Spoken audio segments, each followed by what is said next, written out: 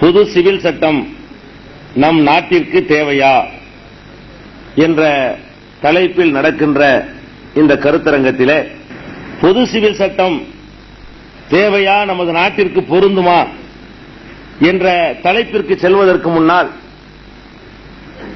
இந்த நாட்டினுடைய ஒருமைப்பாட்டிலும் இந்த நாட்டினுடைய பாதுகாப்பிலும் இந்த நாட்டினுடைய நலனிலும் நம்மை விட அதிகமாக அக்கறை கொண்டவர்கள் இந்த நாட்டின் விடுதலைக்காக போராடிய அந்த நம்முடைய முன்னோர்கள் தான்.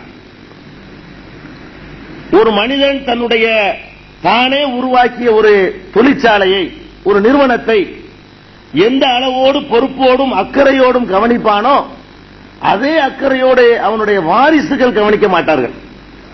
வாரிசு முறையில் நாம் இந்த நாட்டை பெற்றிருக்கிறோம். நம்முடைய முன்னோர்கள், அப்பன் பாட்டன்மார்கள் வெள்ளையர்களிடத்திலே அடிமைப்பட்டு கிடந்த இந்த நாட்டை விடுவிப்பதற்காக தங்களுடைய பல உயிர்களை தியாகம் செய்தார்கள். மிகப்பெரிய சிரமங்களையும் சித்திரவதைகளையும் தாங்கிக் கொண்டார்கள். இப்படி மிகுந்த சிரமத்திற்கு பிறகுதான் இந்த நாட்டிற்கு ஒரு சட்டம் தேவை என்று உருவாக்குகின்ற ஒரு பணியை மேற்கொண்டார்கள். அவர்கள் சட்டத்தை உருவாக்கும் பொழுது பொது சிவில் சட்டம் இந்த நாட்டுக்கு நன்மை பயக்கும் என்று இருக்குமேயானால் அதை அவர்களே அப்போது சட்டமாக ஆக்கியிருப்பார்கள். ஏனென்றால் நம்மை விட அவர்களுக்கு இந்த நாட்டின் மீது அதிகமான அக்கறை இருந்தது. இந்த நாட்டினுடைய நலனுக்காக உயிரை கொடுக்க வேண்டிய அளவுக்கு அவர்கள் இந்த நாட்டின் மீது பற்று வைத்திருந்தார்கள். இன்றைய அரசியல்வாதிகளுக்கு இருப்பது போன்ற ஒரு சுயநலன் அவர்களுக்கு குறைவாக இருந்தது. இந்த அரசியல் சாசனத்தை வகுக்கிற நேரத்தில் பொது சிவில் சட்டம், அனைவருக்கும் பொதுவான சிவில் சட்டம் வேண்டுமா வேண்டாமா என்று அவர்களை விவாதித்து அந்த விவாதத்திற்கு அவர்கள் முற்றுப்புள்ளியும் வைத்து விட்டார்கள். எப்படி முற்றுப்புள்ளி வைத்திருக்கிறார்கள் என்று சொன்னால், அரசியல் சாசனத்தை வகைப்படுத்துகிற நேரத்தில் அதை பல தலைப்புகளாக வகைப்படுத்தி இருக்கிறார்கள். ஒரு தலைப்பை கொள்கை விளக்கம் என்று சொல்வார்கள். இந்த கொள்கை விளக்கம் என்று சொல்லக்கூடிய பகுதியில் என்னென்ன சொல்லப்பட்டிருக்கிறதோ அதை நிச்சயமாக அரசாங்கம் நடைமுறைப்படுத்தி ஆக வேண்டும். அதை ஒரு அரசாங்கம் மீறுமையானால் அவர்களை பதவியிலிருந்து விரட்டுவதற்கு கூட நீதிமன்றங்களுக்கு அதிகாரம் இருக்கிறது. கொள்கை விளக்கம் என்பது அரசியல் சாசன சட்டப்படி செய்ய வேண்டிய கடமையை சொல்கிறது. அந்த கொள்கை விளக்கம் மாதிரியே என்ன பண்ணாங்க என்று கேட்டா, வழிகாட்டி நெறி என்று ஒரு தலைப்பை கொண்டு வந்தாங்க அரசியல் சாசன புத்தகத்தில். அரசியல் சாசனத்தினுடைய 36வது நம்பர்ல இருந்து 51வது எண் வரைக்கும் உள்ளதுதான் கொள்கை விளக்கம். இந்த கொள்கை விளக்கம் என்ன என்பதற்கான விளக்கத்தையும் அந்த 36வது பிரிவிலேயே சொல்றாங்க. எப்படி சொல்றாங்க என்று கேட்டா, இந்த தலைப்பின் கீழ் சொல்லப்படக்கூடிய விஷயங்கள் கட்டாயமாக அமுல்படுத்த வேண்டிய விஷயங்கள் இல்லை. இது ஒரு அறிவுரை தான். இதை பின்பற்றினால் நல்லது என்று நாங்கள் நினைக்கிறோம். இது யாரும் இதை கட்டாயப்படுத்த முடியாது அப்படின்னு 36ல கொள்கை விளக்கத்துக்கு அந்த விளக்கத்தை சொல்லிவிட்டு அந்த தொடர்ச்சியில தான் நாடு முழுவதும் ஒரு பொதுவான சிவில் சட்டம் வேண்டும் அப்படின்னு சொல்றாங்க. அப்ப 44வது பிரிவுல நாடு முழுவதற்கும் பொதுவான சிவில் சட்டம் வேண்டும் என்று சொல்றாங்க. ஆனா அதனுடைய ஹெட்டிங்ல என்ன சொல்றாங்க என்று கேட்டா, இது கட்டாயம் இல்ல, இது கட்டாயம் இல்லை என்று சொல்லி ஹெட்டிங்ல போட்டுட்டு அந்த பட்டியலில் வரும்பொழுதுதான் பூரண மதுவிலக்கு விஷயம் வருகிறது. முதியோர்களுக்கு உதவித்தொகை கொடுக்க வேண்டுங்கிற விஷயம் அதுலதான் வருகிறது. 14 வயசுக்கு உட்பட்டவர்களுக்கு கட்டாயமாக 10 வருஷத்துக்குள்ள கல்வி கொடுக்கணும், இலவச கல்வி கொடுக்க வேண்டும் என்ற பிரிவு அதுல வருகிறது. இதையெல்லாம் கொடுக்கலங்கிறதுக்காக வேண்டி ஒரு கவர்மெண்ட் மீது நீங்க சார்ஜ் பண்ண முடியாது. முதியோருக்கு ஏன் நீ உதவித்தொகை கொடுக்கவில்லை, அரசியல் சாசனத்தில் இருக்கிறது, வெளியே போ என்று அவர்களை விரட்ட முடியாது. நீ ஏன் பூரண மதுவிலக்கு கொண்டு வரவில்லை என்று ஒரு அரசாங்கத்தை கேட்க முடியாது. அந்த மாதிரியான ஒரு பிரிவில் தான் 44வது பிரிவில் தான் அரசியல் சாசனத்தில் பொதுவான ஒரு சிவில் சட்டம் வேண்டும் சொல்லப்பட்டிருக்கிறது.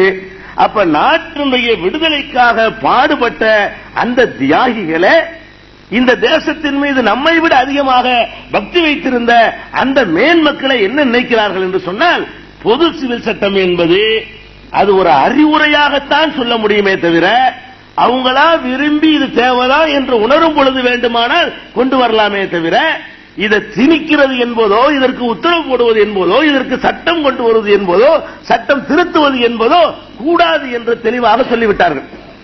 அதனால்தான் அந்த நீதிபதி கூட கருத்துன்னு சொல்லி இருக்கிறார். வேற நீதிபதி சொல்றாரு, அவர் கட்டாயம் சொல்லல, நம்முடைய கருத்து கொண்டு வர்றது நல்லது. கருத்து என்ன அர்த்தம்?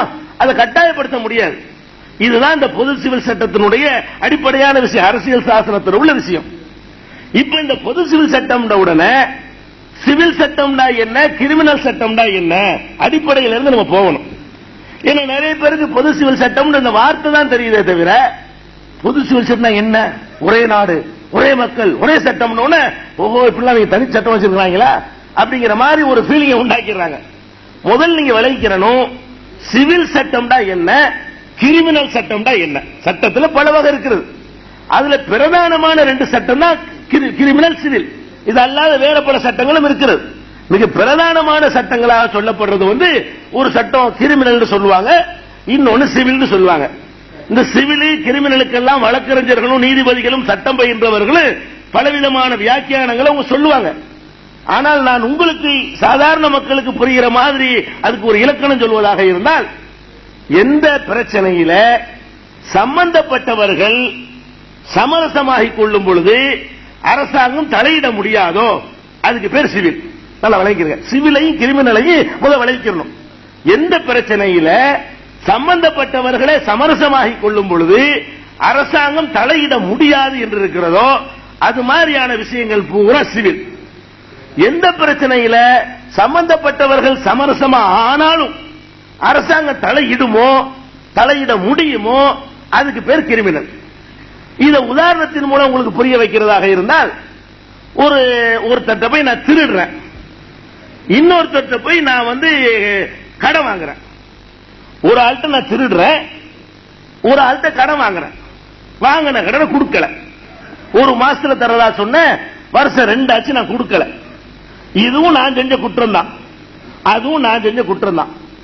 இதுல கடன் கொடுத்தவர் என்னிடத்துல எனக்கு கடன் தந்தவர் போலீஸ்ல கம்ப்ளைண்ட் பண்றார், அது நீதிமன்றத்தில் வழக்கு போடுறார்.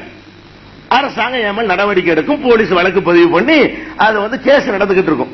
இப்ப நாங்க 2 பேரும் காம்ப்ரமைஸ் ஆகி அல்ல கடனை கொடுத்து அல்ல மன்னிச்சுக்கப்பான்னு சொல்லி எங்களுக்குள்ள 2 பேரும் சமரசமாக்கிட்டோம்னு சொன்னா அவ்வளவுதான், கேஸ் கிடையாது. கடன் தரோம் நாங்க 2 மன்னிச்சுக்கிட்ட போ, அரசாங்கம் ஒதுக்கிட வேண்டியதுதான். இதுக்கு பேர் சிவில். நான் ஒரு ஆண்டு திருடிட்டேன், போலீஸ்ல கேஸ் போட்டாங்க, நான் அவர்கிட்ட போய் கெஞ்சி நம்ம ஒரு சமரசம் ஆக்கிடுவோம், திருட்டு பொருளை திருப்பி தந்துடுறேன் அப்படின்னு சொன்னா அரசாங்கம் ஒத்துக்கிறோமா, போலீஸ் ஒத்துக்கிறோமா, நீதிமன்றம் ஒத்துக்கிறோமா? அது கிரிமினல்.